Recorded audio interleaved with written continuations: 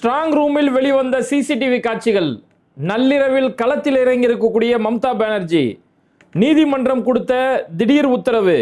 பாஜகவுக்கு விழுந்த மரண அடி. மறு தேர்தல் நடத்த காரணம் என்ன? ஸ்ட்ராங் ரூமில் நுழைந்தது யார்? மொராதாபாத்தில் ஒட்டப்பட்ட கொடூர போஸ்டர்கள். சங்கிகளை சுற்றி வளைத்த பொதுமக்கள். குஜராத், மத்திய பிரதேசத்தில் சம்பவம் செய்திருக்கக்கூடிய இஸ்லாமியர்கள்.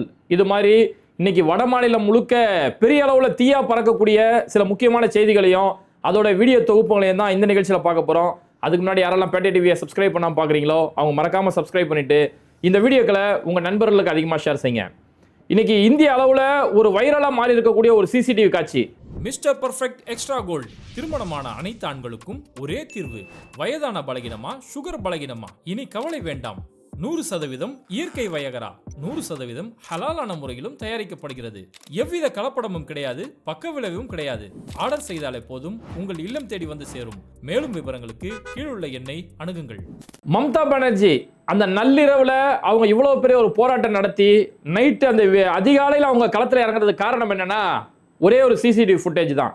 அதாவது வாக்குப்பெட்டிகள் எல்லாம் சேகரித்து வைக்கக்கூடிய அந்த ஸ்ட்ராங் ரூம்ல திடீர்னு யாரோ மர்ம நபர்கள் உள்ள இருக்கிறாங்க. அந்த சிசிடிவி காட்சி வெளியில வந்த உடனே மம்தா பானர்ஜி அந்த நள்ளிரவுன்னு கூட பார்க்காம 3 மணி நேரத்துக்கு மேல ஒரு பெரிய ஒரு போராட்டத்தை கையில் எடுத்திருக்கிறாங்க. இந்த தேர்தல் அப்படிங்கிறது இது ஒரு வாழ்வா சாவா போராட்டம்.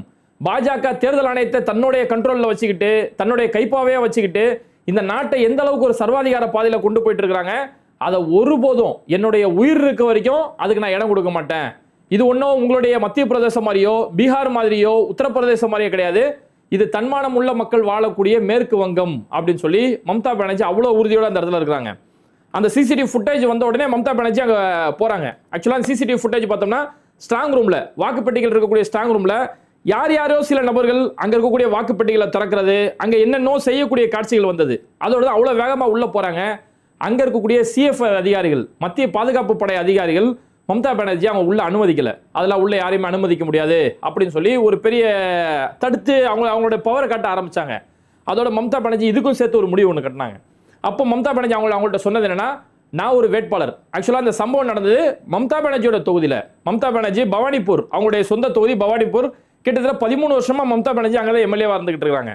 அந்த பவானிப்பூர்ல இருக்கக்கூடிய Sakhawat memorial girls high secondary school அப்படின்னு சொல்லக்கூடிய ஒரு ஸ்கூல்ல தான் இந்த வாக்குப்பெட்டிகள் ஒரு ஸ்ட்ராங் ரூமா வைக்கப்பட்டு இருக்குது. அப்போ அங்க அவங்க போகும்போது உள்ளெல்லாம் அனுமதிக்க முடியாது மேடம் அப்படின்னு சொல்லும் போது, எப்பா நான் ஒரு மாநில முதலமைச்சர் மட்டும் இல்ல, இந்த தொகுதியை சேர்ந்தவள் மட்டும் இல்ல, இந்த தொகுதிக்கு நான் தான் ஒரு வேட்பாளர். அப்போ ஒரு வேட்பாளர் தாராளமா உள்ள போகலாம். அந்த ஸ்ட்ராங் ரூம் உள்ளதான் போக முடியாதே தவிர ரூம் என்ட்ரன்ஸ் வரைக்கும் போய் என்ன நடக்குதுன்னு பாக்குறதுக்கான அதிகாரம் எனக்கு இருக்குது அப்படின்னு சட்டம் போட்டு அதுக்கடுத்து மம்தா பானர்ஜி உள்ள போறாங்க. உள்ள போயிட்டு அங்க போய் கேட்கும்போது தேர்தல் ஆணைய அதிகாரிகள் இதுக்கு சொல்லக்கூடிய காரணம் என்னன்னா, தபால் வாக்குகள்ல சில மேற்பார்வையிட இருந்தது, தபால் வாக்குகளை பிரிச்சு வைக்கக்கூடிய வேலை இருந்தது, அதனால நாங்கள் வேட்பாளர்களுக்கு சொல்லிட்டு தானே இந்த காரியத்தெல்லாம் செஞ்சோம் அப்படின்னு சொல்லி இப்போ ஒரு சாக்கு போக்குகள் சொல்லிட்டு இருக்காங்க. சொல்லிட்டு செஞ்சதுதான் ஏன் இப்படி ஒரு பெரிய பிரச்சனை பண்ண போறாங்க? அப்ப இவங்க சொல்லாம செஞ்சிருக்கிறாங்க. யாரையோ உள்ள அனுப்பி, ஆக்சுவலா தபால் வாக்குகள் அப்படிங்கிறது வாக்கு எண்ணிக்கை நடக்கக்கூடிய அன்னைக்கு முதல்ல காலையில் 8 மணிக்கு தான் தபால் வாக்குகள் எண்ணுவாங்க. 8:30 மணிக்கு இவிஎம் வாக்குகள் எண்ண ஆரம்பிப்பாங்க. அப்போ அந்த வாக்கு எண்ணிக்கை தான் அதை தொடரவே ஆரம்பிக்கணும்.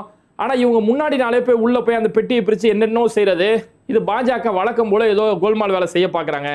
ஏன்னா அங்கே மேற்கு வங்கத்தில் வெளியான இருக்கக்கூடிய எக்ஸிட் போலை பொறுத்த வரைக்கும் பாஜகவுக்கு சாதகமாகவே எக்ஸிட் போல் வந்துட்டு இருக்குது. இது ஏதாவது புதுசாக இல்லை. ஒவ்வொரு முறையும் மேற்கு வங்கத்தில் தேர்தல் நடக்கும்போது அங்கே பாஜகவுக்கு சாதகமாகவே அங்கே இருக்கக்கூடிய எக்ஸிட் போல் அங்கே வெளியில் வந்துட்டு இருக்கோம். போன தேர்தலில் கூட நம்ம பார்த்தோம்னா, இப்போ இந்த ஆக்சிஸ் மை இந்தியா இருக்காங்க இல்லையா, விஜய் வந்து 120 தொகுதியில் ஜெயிச்சு ஆட்சியை பிடிச்சிருவாரு அப்படின்னு ஒரு உருட்டுனாங்களே, அந்த ஆக்சிஸ் மை இந்தியா போன தேர்தலுக்கு என்ன சொன்னாங்கன்னா, பாஜக 160 இடங்கள்ல ஜெயிச்சு அவங்க ஆட்சியை பிடிச்சிருவாங்க அப்படின்னு சொல்லி சொன்னாங்க. ஆக்சுவலா மேற்கு வங்கத்தை பொறுத்த வரைக்கும் 294 தொகுதி, அதுல பாஜக மட்டுமே 160 இடங்கள்ல ஆட்சியை பிடிச்சிருவாங்கன்னு சொன்னாங்க. ஆனா அங்க இறுதியா நடந்தது என்னன்னா, மம்தா பானர்ஜி 215 தொகுதிகளுக்கு மேல ஜெயிச்சு ஒரு பிரம்மாண்ட வெற்றி, வரலாறு காணாத வெற்றி அடைஞ்சாங்க. பாஜக வெறும் 77 இடங்கள்ல மட்டும்தான் ஜெயிச்சாங்க. அப்போ இந்த ஆக்சிஸ் மை இந்தியாவுடைய நோக்கமே பாஜகவுக்கு சார்பாவோ அல்லது பாஜகவுக்கு எதிராக யாரா இருக்காங்களே, இப்போ மம்தா பானர்ஜியோட டிஎம்சியோ அல்லது இங்க இருக்கக்கூடிய டிஎம்கேவோ, இந்த மாதிரி பாஜகவுக்கு எதிரான நிலைப்பாட்டில் யார் இருக்காங்களோ அவங்கள ஒரு காலி பண்ணக்கூடிய விதத்தில், அவங்கள ஒரு மட்டப்படுத்தக்கூடிய விதத்தில் தான் இந்த ஆக்சிஸ் மை இந்தியாவுடைய எக்ஸிட் போல் தொடர்ந்து இருந்துட்டு இருக்குது அப்படிங்கிறத இதுக்கு முன்னாடி நடந்த தேர்தலில் அதோட கருத்து கணிப்புகளில் தொடர்ந்து பார்த்துட்டு இருந்தோம். இந்த தேர்தலையுமே கிட்டத்தட்ட அதே மாதிரி எக்ஸிட் போல் பாஜக அங்கே ஆட்சியை பிடிச்சிரும், 160 இடங்கள்ல பாஜக ஜெயிச்சிருவாங்க, 150 இடங்கள்ல ஜெயிச்சு ஆட்சியை பிடிச்சிருவாங்க அப்படிங்கிற மாதிரியான ஒரு தொடர்ந்து ஒரு பிம்பங்கள் அங்க உருவாக்கிட்டு இருக்காங்க. அதுக்கேற்ற மாதிரி ஸ்ட்ராங் ரூம்ல யார் யாரோ உள்ள நுழைஞ்சு இது மாதிரியான வேலைகள் நடக்கும்போது மம்தா பானர்ஜி சொல்லிட்டாங்க, இது வாழ்வா சாவா போராட்டம். இந்த பாஜக மதவாத கொண்ட கட்சி இந்த மேற்கு வங்கத்தை தொடர்ந்து என்னென்னோ அட்டுழியங்கள் செய்ய ஆரம்பிச்சாங்க. அங்க இருக்கக்கூடிய இஸ்லாமியர்கள் இவங்க வங்கதேசத்துல இருந்து குடி வந்தவங்க அப்படின்னு தொடர்ந்து இஸ்லாமியர்களுக்கு எதிரான வெறுப்பு பேச்சுகள், தொடர்ந்து மேற்கு வங்கத்தில் நடக்கக்கூடிய தலித்துகளுக்கு எதிரான கலவரங்கள் இதெல்லாம் தொடர்ந்து நடக்கும்போது இந்த மேற்கு வங்கத்தை எப்படியாவது இவங்க அபகரிக்க பார்க்கும்போது இது ஒரு வாழ்வா சாவா போராட்டம். என்னுடைய கடைசி மூச்சு இருக்கிற வரைக்கும் பாஜகவை நான் கடுமையாக எதிர்ப்பேன். இது நீங்க நினைக்கிற மாதிரி பீகார் உத்தரப்பிரதேசம் கிடையாது, இது மம்தா பானர்ஜியோடைய மேற்கு வங்கம் அப்படின்னு மம்தா பானர்ஜி அவ்வளோ தில்லா அவ்வளோ உறுதியோடு இருந்தாங்க. இப்போ இங்க ஒரு முக்கியமான விஷயம், மம்தா பானர்ஜி உள்ள நுழையும் போது சிஎஃப் அதிகாரிகள் அங்கே தடுத்து நிறுத்துறாங்க இல்லையா, மேடம் நீங்க உள்ளலாம் போகக்கூடாது அப்படின்னு. அப்ப சிஎஃப் அதிகாரிகளுக்கு அங்க ஒரு முழு பவர் கொடுக்கப்பட்டிருக்கு தேர்தல் ஆணையத்தின் மூலமா. அவங்க தான் எல்லாமே கண்ட்ரோல், அவங்களுடைய மேற்பார்வையில எல்லாமே நடக்கணும் அப்படிங்கிற மாதிரியான ஒரு கண்ட்ரோல் கொண்டு வரும்போது மம்தா பானர்ஜி உடனடியாக நீதிமன்றத்துக்கு போறாங்க. அது என்ன மத்திய அரசுடைய கண்ட்ரோல் எல்லாமே, இங்க மாநிலத்துல தான் தேர்தல் நடக்குது, மாநிலத்துல தான் இந்த வாக்குப்பட்டிகள் பாதுகாக்கப்பட்டிருக்கு. அப்ப அவங்களுக்கு சாதகமாவே இங்க எல்லாமே நடந்துட்டு இருக்குல்ல. அதனால இந்த மேற்பார்வையிடக்கூடிய அதிகாரிகள்ல மாநில அரசை சேர்ந்த ஊழியர்களும் அங்க பாதுகாப்பு பணியில மேற்பார்வையோட பணியில இருக்கணும் அப்படின்னு சொல்லி மம்தா பானர்ஜி போய் நீதிமன்றத்தில் ஒரு வழக்கு ஒன்று தொடுக்கிறாங்க. அவங்க வழக்கு தொடுத்தோன்னே அந்த வழக்கை விசாரித்த நீதிபதிகள் மம்தா பானர்ஜி சொல்லக்கூடிய கருத்து சரியானது தானே, அது என்ன மத்திய அரசுடைய ஊழியர்கள் மட்டும் மேற்பார்வையிடணும், இங்க மாநில அரசுக்கு பங்கு இருக்குதானே செய்து, எப்படி அவங்க சிஎஃப் அதிகாரிகள் அங்கே பாதுகாப்பு இருக்காங்களோ அதே போன்று மாநில அரசுடைய அதிகாரிகள் மாநில அரசுடைய ஊழியர்களும் மேற்பார்வை பணியில இருப்பாங்க அப்படின்னு சொல்லி அந்த மாநில அரசுக்கான ஒரு உரிமை இருக்குல்ல, அதையுமே இன்னைக்கு மம்தா பானர்ஜி மீட்டு எடுத்துருக்காங்க. தொடர்ந்து மம்தா பானர்ஜி மேற்கு வங்கத்தில் பாஜகவுக்கு அவ்வளவு பெரிய சவால் கொடுத்துட்டு இருக்காங்க. இதையும் தொடர்ந்து மேற்கு வங்கத்தில் இருக்கக்கூடிய அடுத்த ஒரு முக்கியமான செய்தி என்னன்னா, இப்ப மேற்கு வங்கத்தில் மீண்டும் மறுதேர்தல் நடக்கக்கூடிய ஒரு நிலைமை நடந்திருக்குது. அங்க தொடர்ந்து தேர்தல் நேரத்தில் பல சர்ச்சைகள் பல பரபரப்புகள் ஏற்பட்டது. வாக்கு செலுத்த வரக்கூடிய மக்களை அங்க இருக்கக்கூடிய பாதுகாப்பு அதிகாரிகள் மத்திய பாதுகாப்பு அதிகாரிகள் லட்டியை வச்சு அடிக்கிறது, கும்புகளை வச்சு அடிக்கக்கூடிய பல அநியாயங்கள் அங்க தொடர்ந்து நடந்துட்டு இருந்தது. இஸ்லாமியருடைய வாக்குகள் கணிசமா எஸ்ஐஆர் பேரை சொல்லி இஸ்லாமியருடைய வாக்குகள் கணிசமா நீக்கப்பட்டது. இப்படி தொடர்ந்து எல்லாம் நடக்கக்கூடிய நேரத்தில் இப்ப அங்க இருக்கக்கூடிய ஒரு 15 வார்டுகளுக்கு மறுதேர்தலுமே வெஸ்ட் பெங்கால்ல நடந்திருக்குது. மக்கர்ஹத் பச்சிம் அப்படின்னு சொல்லக்கூடிய சட்டமன்ற தொகுதி அங்க இருக்கக்கூடிய 11 வார்டுகளுக்கு அங்க மறுதேர்தல் வச்சிருக்காங்க. டைமண்ட் ஹார்பர் அப்படின்னு சொல்லக்கூடிய பகுதியிலுமே ஒரு 4 வார்டுகளுக்கு மறுதேர்தல் நடத்தப்பட்டிருக்கு.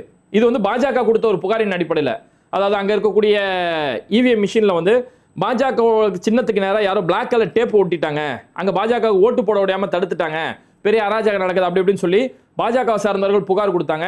அந்த புகாரின் அடிப்படையில் அந்த 15 வார்டுகளுக்கு மட்டும் இன்னைக்கு மே 2ஆம் தேதி இன்னைக்கு அங்க மறுதேர்தல் நடந்திருக்குது. இதை தொட்டாங்க பெரிய அளவிலான ஒரு பரபரப்புகள். ஏன்னா பாஜக எப்படியாவது இந்த மேற்கு வங்கத்தை எப்படியாவது கையில கொண்டு வந்துடணும் அப்படிங்கிறது கடுமையான உழைச்சிக்கிட்டு இருக்காங்க. பெரிய அளவிலான வெறுப்பு பிரச்சாரங்கள் செஞ்சு மேற்கு வங்கத்தை எப்படியாவது அவங்க கண்ட்ரோல்ல கொண்டு வந்துடணும்.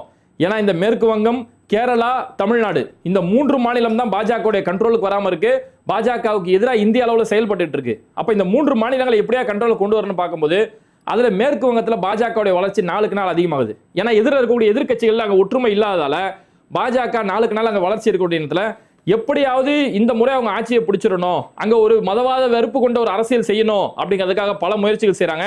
அதனாலதான் மம்தா பானர்ஜி தொடர்ந்து இந்த விஷயத்தை பதிவு செய்யறாங்க, இது ஒரு வாழ்வா சாவா போராட்டம் அப்படின்ட்டு.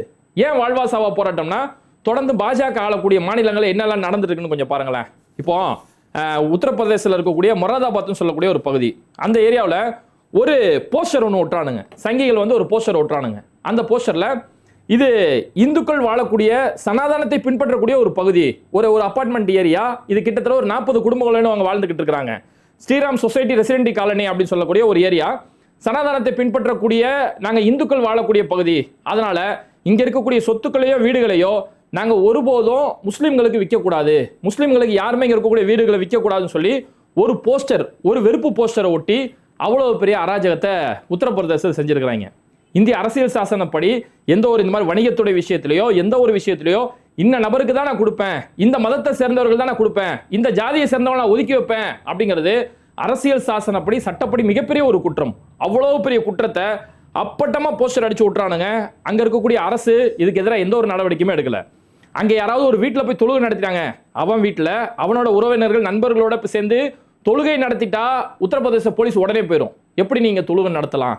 ஒரு மால்ல போய் ஒருத்தவங்க போறாங்க, அது ஒரு இஸ்லாமியரோட மால், லூலு மால், அந்த மாலுக்கு போனாங்க, அங்க தொழுகை நேரம் ஆயிடுச்சுன்னு ஒரு ஓரமா வாட்ச்மேன் பர்மிஷன் கேட்டு ஒரு ஓரமா தொழுதாங்க. அப்படி தொழுதவர்கள் மேல வழக்கு பதிவு செய்யப்படுது. இப்படியெல்லாம் அராஜகம், தொழுகை நடத்தினா அப்படிங்கிற காரணத்துக்காக வழக்கு பதிவு செய்யக்கூடிய அராஜகம் உத்தரப்பிரதேசத்தில் நடக்கும்போது இங்க இவ்வளவு அப்பட்டமான மத வெறுப்பு கொண்ட போஸ்டர் ஓட்டுறான். இந்த மாதிரி இங்க இருக்கக்கூடிய இடங்களை முஸ்லீம்களுக்கு ஒருபோதும் விற்பனை செய்ய மாட்டோம் அப்படின்னு சொல்லி இவ்வளோ அப்பட்டமான மத வெறுப்பு பரப்பும் போது கூட அதுக்கு எதிராக அங்க இருக்கக்கூடிய காவல்துறை எந்த ஒரு நடவடிக்கையும் இது வரைக்கும் எடுக்கல, அவங்க எடுக்க போறதும் கிடையாது. அப்ப நாடு முழுக்க இது மாதிரியான மத வெறுப்பை கொண்டு வரணும், அதை வெஸ்ட் பெங்கால்லையும் கொண்டு வந்துடணும் அப்படிங்கிற ஒரு பெரிய முயற்சி அங்க செஞ்சுட்டு இருக்காங்க. அதனாலதான் பாஜகவுக்கு இந்த தென்னிந்தியா மேல அவ்வளவு பெரிய ஒரு கோபம். இப்ப இன்னைக்கு இந்த டீலிமிட்டேஷனை கொண்டு வந்து தென்னிந்தியாவுடைய உரிமைகளையும் தென்னிந்தியாவுடைய குரல்களையும் அவங்க ஒடுக்கிறதுக்கு காரணமே இந்த தென்னிந்தியா நம்மளுடைய கண்ட்ரோலுக்கு வர மாட்டேங்குது, அது ஒரு அவுட் ஆஃப் கண்ட்ரோலாவே இருந்துகிட்டு இருக்கு அப்படிங்கிற ஒரு பெரிய அச்சம் தான். ஏன்னா இப்ப சமீபத்தில் கர்நாடகாவில் நடந்த ஒரு சம்பவம். கர்நாடகா பெங்களூர்ல இருக்கக்கூடிய ஒரு அபார்ட்மெண்ட் ஏரியா, அங்க ஒரு ஓய்வு பெற்ற ராணுவ அதிகாரி ஒருத்தர், ஒரு வயசான ஆளு, அவங்க ஒய்ஃபோட வாழ்ந்துகிட்டு இருக்கிறாரு. அவருக்கும் அங்க பக்கத்தில் இருக்கக்கூடிய ஒரு இஸ்லாமியர் ஒருத்தருக்கும் ஏதோ ஒரு வாய் தகராறு, அவங்களுக்குள்ள ஏதோ மனஸ்தாபம், வாய் தகராறு ஏற்பட்டிருக்கு. அந்த வார்த்தைக்காக அந்த ஆளு, அந்த அவரோட மனைவி, ஓய்வு பெற்ற அந்த ராணுவ அதிகாரி அவருடைய மனைவி இந்த இஸ்லாமியரை பார்த்து நீ பயங்கரவாதி, பாகிஸ்தானி, பயங்கரவாதி, இப்பேற்பட்ட வார்த்தைகளை சொல்லியிருக்கிறாரு. உடனடியாக அந்த அபார்ட்மெண்ட்ல இருக்கக்கூடிய பொதுமக்கள், அந்த அபார்ட்மெண்ட்ல வசிக்கக்கூடியவங்க அந்த வழியா போகும்போது எப்படிங்க நீங்க பயங்கரவாதின்னு சொல்லலாம், அவர் ஒரு இஸ்லாமியர் என்ற காரணத்துக்காக அவரை பார்த்து எப்படி நீங்க பாகிஸ்தானி, பயங்கரவாதி இப்படிப்பட்ட வார்த்தையை யூஸ் பண்ணலாம்? அவங்க ரொம்ப அழகா அந்த இடத்துல கேட்கறாங்க, அங்கிள் ஏ தேரா பாப்பா கி அபார்ட்மெண்ட் நை அங்கிள், இது உங்க அப்பா விட்ட அபார்ட்மெண்ட் கிடையாது, இது எல்லாருக்கும் சேர்ந்த அபார்ட்மெண்ட் தான், உங்களுக்குள்ள ஒரு சண்டை நடந்தா அவர் எப்படி நீ பயங்கரவாதின்னு சொல்லலாம் சொல்லி அந்த அபார்ட்மெண்ட்ல இருக்கக்கூடிய ஒட்டுமொத்த மக்களுமே அவர் அந்த இடத்துல சுத்து போட்டாங்க. சுத்து போட்டதுக்கு அப்புறம் வேற வழி இல்லாம எங்க நீங்க ஓய்வு, நான் யார் தெரியுமா, நான் ஒரு டிஃபென்ஸ்ல வேலை செஞ்சாலு அப்படிங்கிறாரு. அப்ப அந்த அபார்ட்மெண்ட்டை சேர்ந்தவங்க நீ எவனா வேணாலும் இருந்துட்டு போ, டிஃபென்ஸ்ல வேலை செஞ்சு எவனா இருந்துட்டு போ, இப்படிப்பட்ட வன்முறை வார்த்தையை பயன்படுத்தினா இதெல்லாம் ஒத்துக்க முடியாது, இது உங்க வடக்கு கிடையாது, இது தென்னிந்தியா, குறிப்பா கர்நாடகா உங்களோட இந்த மத வெறுப்பெல்லாம் இங்கெல்லாம் வச்சு வண்டி ஓட்ட முடியாதுன்னு சொல்லி கடுமையான முறையில் அவங்க கேள்விகள் கேட்டோன்னே வேற வழி இல்லாமல் அந்த ஓய்வு பெற்ற ராணுவ அதிகாரி, அவருடைய மனைவி ரெண்டு பேரும் மாஃப் கர்தோஜின்னு சொல்லி அவங்க மன்னிப்பு கேட்கக்கூடிய சம்பவம் நடந்தது. மன்னிப்பு கேட்ட பிறகு அந்த அபார்ட்மெண்ட்டை சேர்ந்தவங்க அவங்க விடலை, அந்த குடியிருப்பு வாசிகளை விடலை, அங்கிள் இதுதான் உங்களுக்கு லாஸ்ட் சான்ஸ், இதுக்கப்புறம் இந்த மாதிரியான மத வெறுப்பு பேச்சை பேசுறது, ஒருத்தரை மதத்தை சொல்லி இழிவா திட்டுறது, இது மாதிரி நடந்ததுன்னா இந்த முறை உன் வீட்டு வாசலில் வச்சு உன்னை திட்டணும், உன் வீட்டு வாசலில் வச்சு உன்னை கேள்வி கேட்டோம், அடுத்த முறை பரப்பரப்பரம் எடுத்துட்டு போய் நடுரோட்டில் வச்சு உன்னை போட்டு அடிப்போம், நடுரோட்டில் வச்சு உன்னை சரியான கேள்வி கேட்போம் அப்படின்னு சொல்லி அந்த குடியிருப்பு வாசிகள் கேட்ட கேள்வி இந்த வீடியோ இன்னைக்கு இந்திய அளவில் பெரிய அளவில் வைரலாக பறந்துட்டு இருக்குது. அப்போ அது நல்லா பாருங்க, மத வெறுப்பு கொண்ட அந்த வட மாநிலத்துக்கும் இந்த தென் மாநிலங்களுக்கும் எவ்வளவு பெரிய இமாலய அளவிலான வேறுபாடுகள் இங்கே இருந்துகிட்டு இருக்குது. ஏன் இப்போ இன்னைக்கு இந்திய அளவில் வைரலாக இருக்கக்கூடிய ஒரு செய்தி, மத்திய பிரதேசத்தில் இருக்கக்கூடிய ஜபல்பூரில் அங்கே ஒரு நர்மதா ஆறில் போட்டிங் போயிட்டு இருக்கிறாங்க. அந்த போட்டிங் போயிட்டு இருக்கக்கூடிய நேரத்தில் அங்கே 29 பேர் பயணிக்கக்கூடிய ஒரு போட்டு, அதில் 41 பேரை ஏற்றிட்டாங்க, கூட காசு கிடைக்கும் சொல்லி 41 பேரை ஏற்றிட்டாங்க. எல்லாருக்கும் தேவையான அளவுக்கு லைஃப் ஜாக்கெட் அந்த இடத்துல கொடுக்கப்படலை, அது விபத்து ஏற்பட்டுருச்சு, அதில் ஓட்ட விழுந்தோ ஏதோ ஒரு வகையில் தண்ணி உள்ள போட்டுக்குள்ளே தண்ணி வந்துருச்சு. அப்போ அது கொஞ்சம் கொஞ்சமாக மூழ்கி கிட்டத்தட்ட 200 அடிக்கு மேலே ஆழ அந்த இடத்துல இருக்குது. அப்போ கொஞ்சம் கொஞ்சமாக மூழ்கி ஓரளவுக்கு லைஃப் ஜாக்கெட் யாருக்கெல்லாம் கொடுக்கப்பட்டது அவங்க தப்பிச்சுக்கிட்டாங்க. கிட்டத்தட்ட 9 பொதுமக்கள் அதில் அநியாயமாக பரிதாபமாக உயிரிழக்கக்கூடிய ஒரு சம்பவம் நடந்தது. இந்த சம்பவம் நடக்கும்போது அந்த இது வந்து அங்கே இந்த ஏரியாவே, இந்த ஒரு அணையை சுற்றி இருக்கக்கூடிய பகுதியில் தான் அந்த போட்டிங் நடக்குது. அந்த அணையில் ஊழியராக வேலை செய்யக்கூடிய 22 வயசை சேர்ந்த ரம்ஜான் சொல்லக்கூடிய ஒரு ஊழியர் ஒருத்தர், 22 வயசு தான். இதுக்கடுத்து மீட்பு படை வரணும், அவங்க போய் மோட்டர் படகு கொண்டு வரணும் அப்படின்றதுக்கெல்லாம் வெயிட் பண்ணாமல் உடனடியாக குதிச்சாரு. 200 அடி ஆழம், உடனடியாக அந்த இடத்துல குதிச்சு அவர் ஒருத்தரால் மட்டுமே 4 பேர் அந்த இடத்துல காப்பாற்றிருக்கிறாரு.